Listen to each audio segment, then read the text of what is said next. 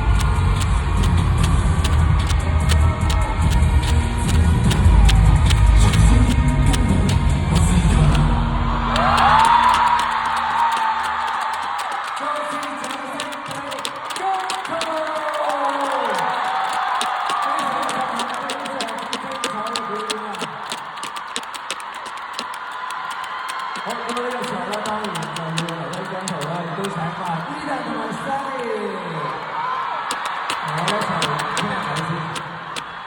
喺呢個咁特別嘅 NBA 球場，亦都係你嘅舞台上面。其實喺琴日嘅時間裏面咧，好多都係好長嘅我哋嘅舞台。今日就係好多嘅球迷、好多嘅 fans 去睇翻你哋啊，個感受係點樣？我哋同大家打個招呼先咯。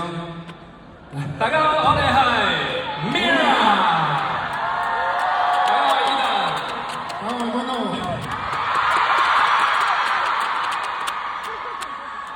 Hello， 我係 Stanley。今次十分之榮幸啦，可以有幸出席呢個活動，因為我哋三個本身都係好中意打籃球，超級 fans，所以今次對我嚟講，即係唔止係一個工作啦，仲係一個志願，咁所以好開心可以同在場咁多位一齊分享打波呢樣嘢，希望大家都繼續留意 NBA， 繼續中意打籃球。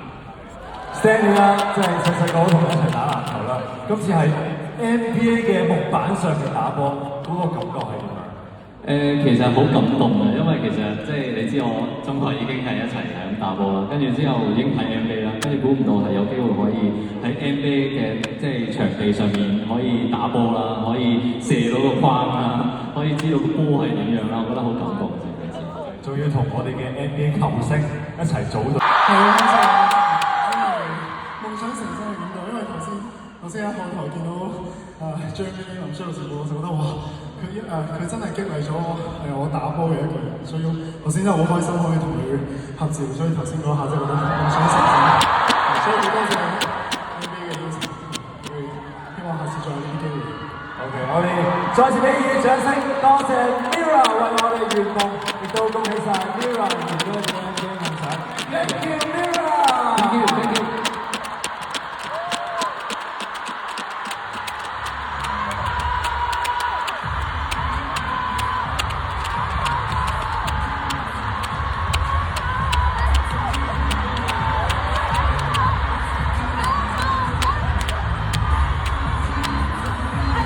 各位球迷朋友们，非常感谢您参与由阿鲁宁为您呈现的2025年 NBA 球迷日活动。